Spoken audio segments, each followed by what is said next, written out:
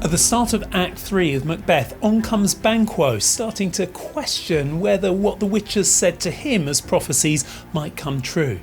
Immediately in come Macbeth and Lady Macbeth, and Macbeth is questioning Banquo about where he's riding this afternoon and is his son going with him? When everyone leaves the stage, it's time for Macbeth's latest soliloquy, in which he reveals his fears about Banquo and then arranges to have him dispatched in a conversation with some murderers. That is the dark and Machiavellian world we find ourselves in Act 3, Scene 1 of Macbeth.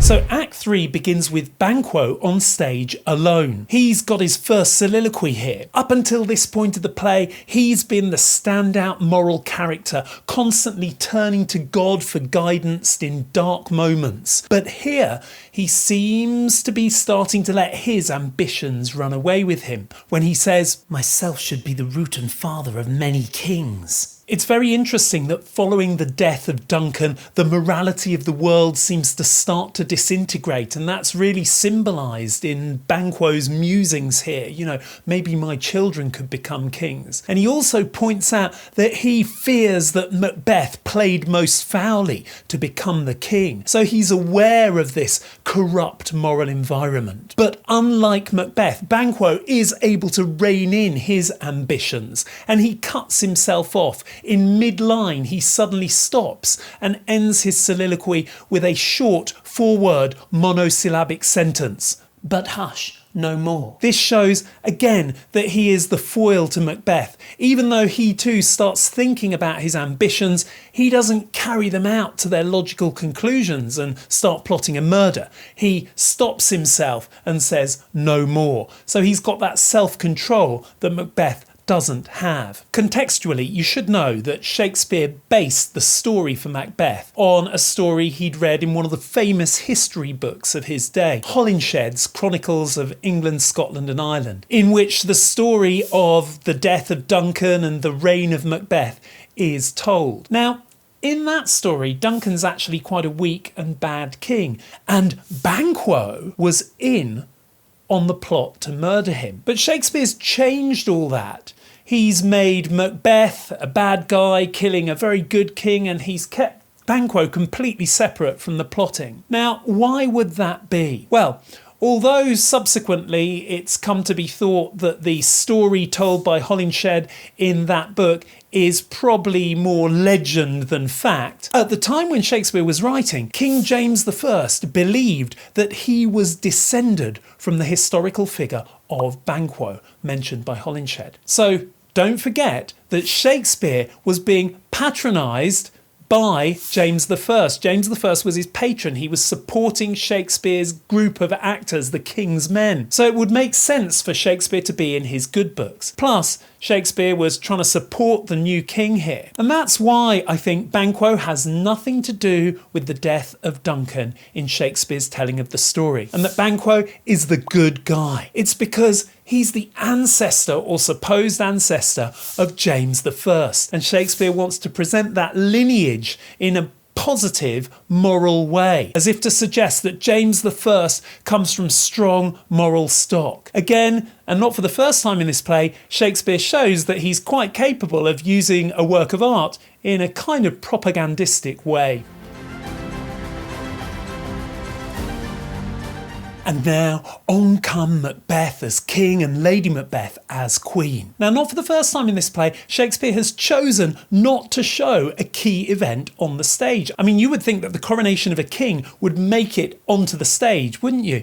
But no, just like the murder of Duncan, this big event takes place off stage. Why might Shakespeare have done that? Well, as with the murder of Duncan, perhaps Shakespeare doesn't want to give legitimacy to a usurper being crowned, and showing the pomp and majesty of that moment on the stage might make it look like it's okay for someone to commit the act of regicide and then to put on a crown. And so maybe for that reason Shakespeare keeps the event off the stage. But also I think Shakespeare, as previously as well, is much more interested in the psychology of being a ruler than the actual big events of being a ruler. And so what he presents us with here is this more private, less public moment, which is the conversation between Macbeth and Banquo, his power rival, rather than the moment of the coronation. Shakespeare wants to show us the psychology, the mental battle that's going on here. And there does seem to be some kind of mental battle going on here, at least for Macbeth. First of all, notice how few lines Lady Macbeth has. That's a real change. She puts herself in her feminine role now. Her husband has become the king,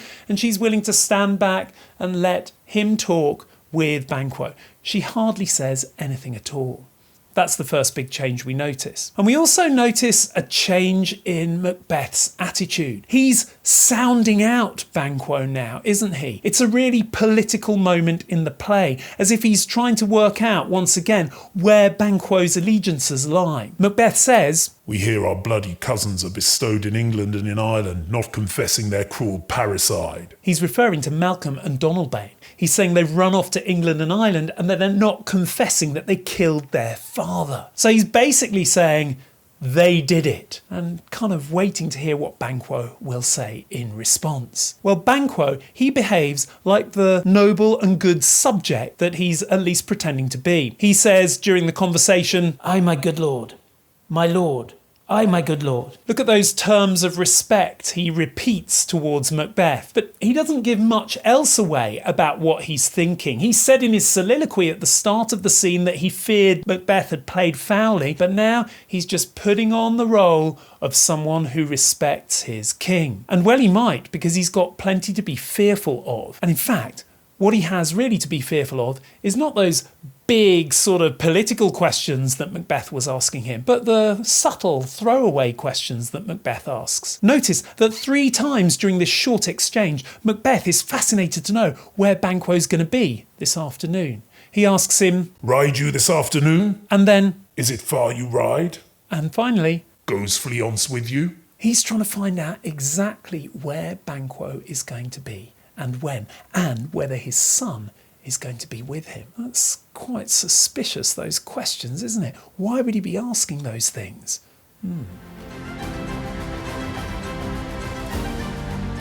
When everyone goes off the stage, we find out why Macbeth has been asking those things. We get his next soliloquy, in which he reveals that his fears in Banquo stick deep. It's a soliloquy full of doubt and uncertainty. It ranges from great respect for Banquo and for Duncan to absolute rage from Macbeth himself about the situation he's in. And it does start off with this great praise of Banquo. Macbeth says, "His royalty of nature reigns." He also mentions "That dauntless temper of his mind, and a wisdom that doth guide his valour to act in safety."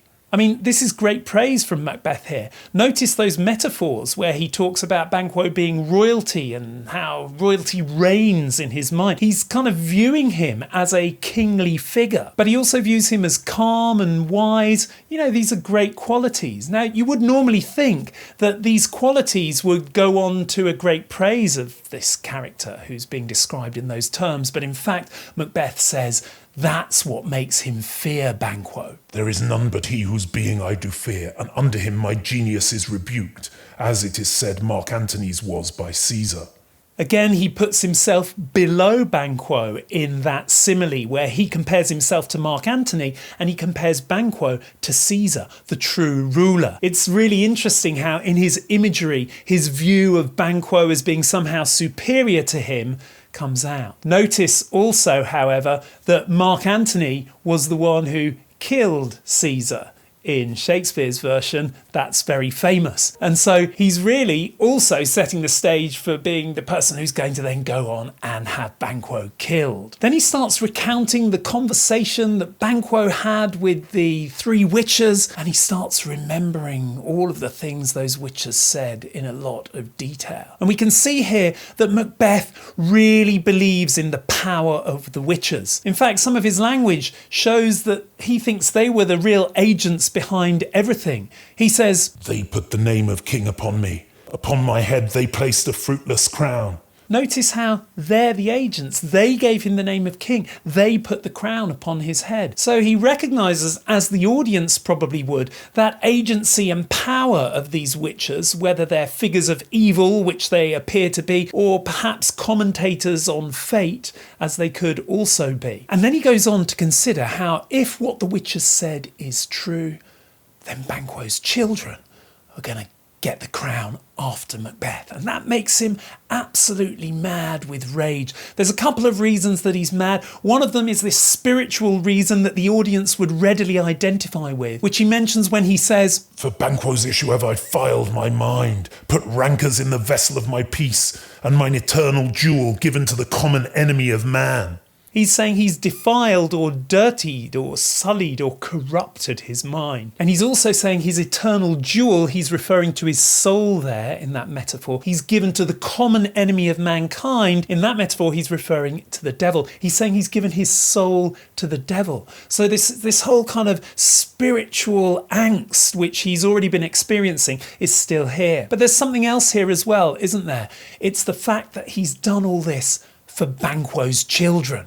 He says, "For Banquo's issue have I filed my mind, for them the gracious Duncan have I murdered, only for them, to make them kings, the seed of Banquo kings." Look at the number of times he repeats the pronoun them. It really shows that repetition, doesn't it? His anger about having done all this, but for someone else. Urgh. And he's also furious about the fact that he's not going to have any children he can pass the throne on to. And he says, in other metaphors a bit earlier on, he says, "They placed a fruitless crown and put a barren sceptre in my gripe." Think about that imagery, a fruitless crown, a crown which gives no fruit, meaning if he's the crown, he doesn't have any fruit, he doesn't have any children. And a sceptre which is barren. Barren is a word we use in English to describe infertility. So he's also thinking about this fact that he hasn't got any children to pass the crown onto. Whereas Banquo has, and he's done it all for them, for them, for them. As if Banquo's children are sort of multiplying in his mind. Now, it's very interesting that we never see Macbeth and Lady Macbeth's children in the play, do we? Even though earlier on Lady Macbeth had said that she had breastfed a child. And yet we see Banquo's child, Fleance, he's there with Banquo. So why isn't Macbeth's child there, or why aren't Macbeth's children there? Well, many commentators have decided that it probably means the fact that Macbeth doesn't have any children there, but that Lady Macbeth had breastfed a child, that their child had died. And in fact, in the Justin Kurzel version of Macbeth, with Michael Fassbender as Macbeth, we do see a scene at the beginning, which isn't there in Shakespeare's play, in which Macbeth and Lady Macbeth are actually burying their dead child. So a psychologist might say that perhaps some of the anger and the desire to get rid of Banquo here is a kind of envy for the fact that Banquo has children, whereas Macbeth doesn't.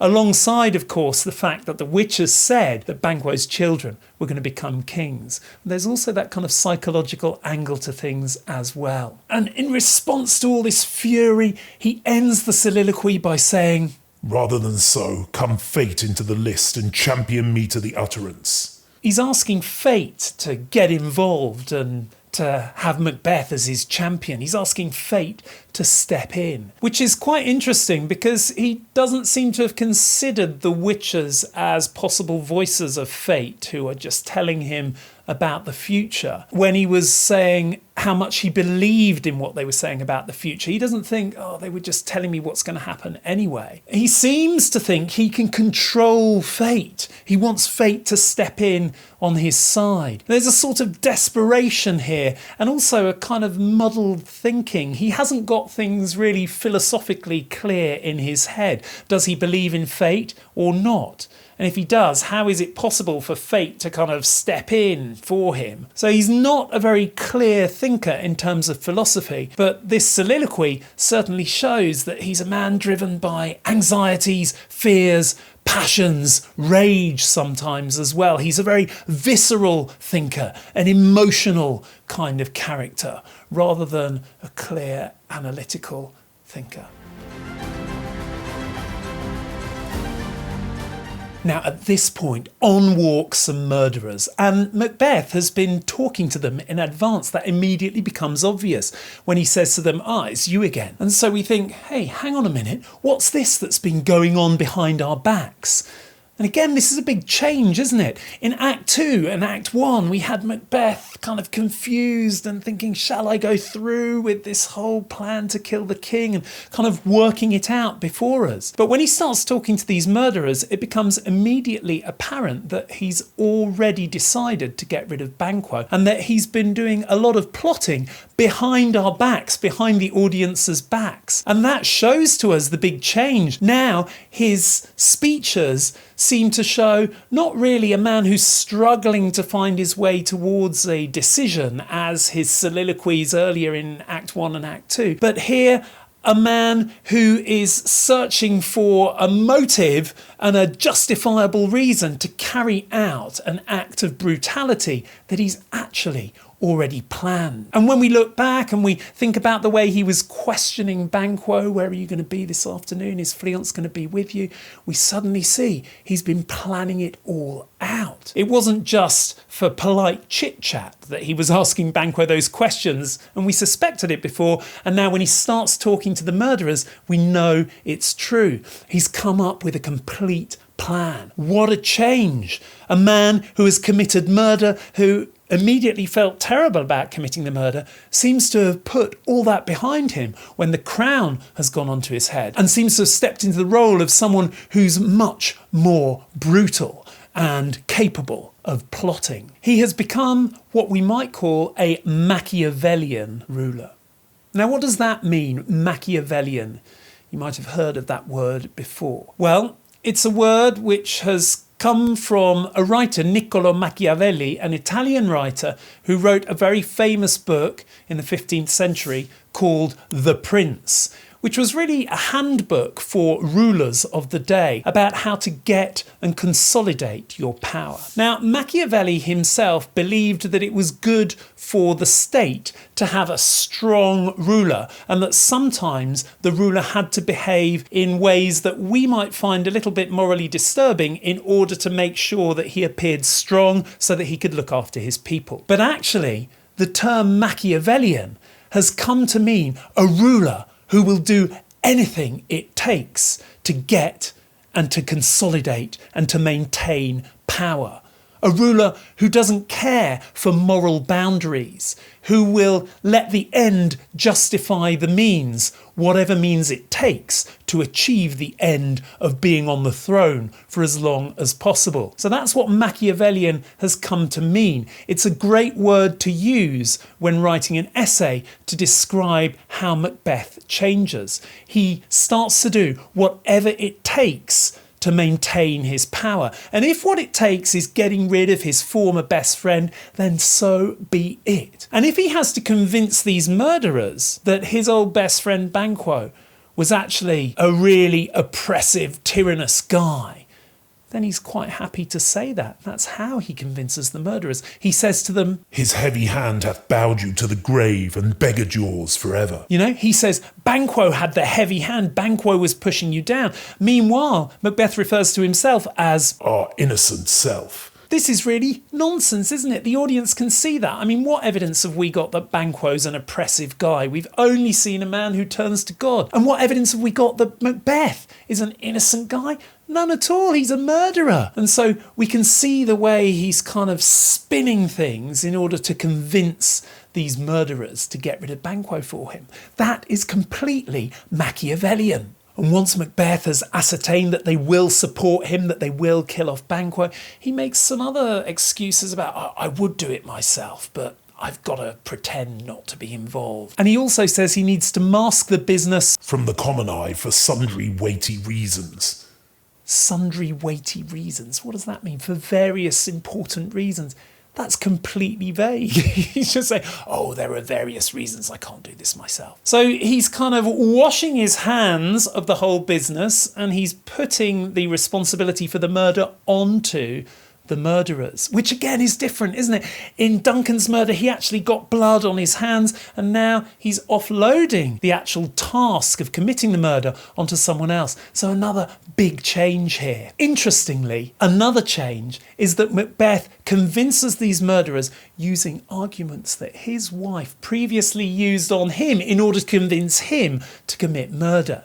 He brings in the "are you a man enough" argument, which, if you remember, was one of the key arguments that Lady Macbeth used on him. He says to them, well, yeah, you're called men, but if you're real men... If you have a station in the file, not in the worst rank of manhood, say it, and I will put that business in your bosoms whose execution takes your enemy off. So what he's saying is, if you're real men, you will prove it through committing a violent act. Which is what Lady Macbeth said about manliness as well, wasn't it? If you remember, she was saying real men do whatever it takes. And he's internalised that argument, and he now gives it to these murderers. And also, he's now the one with the plan. At the end of the scene, he says, when he's sure that the murderers are going to follow him, exactly what they have to do. He tells them, I will advise you where to plant yourselves, acquaint you with the perfect spy of the time. I require a clearness. Resolve yourselves apart. I'll come to you anon. He's outlining in steps exactly what has to happen. He even tells them to kill Fleance. And then he uses an imperative when he tells them to resolve themselves. That's exactly what Lady Macbeth did with him. She had the plan, she outlined the steps, she used the imperatives. Now he has taken on that responsibility of coming up with a plan, of plotting things in advance, of telling people exactly what to do. What a change! No longer the uncertain yet ambitious noble, he's turned into the ruthless king, the Machiavel, who is completely able to plot things out and boss other people around so that he can get things done without getting his hands dirty. And meanwhile, Lady Macbeth, she's hardly said a word.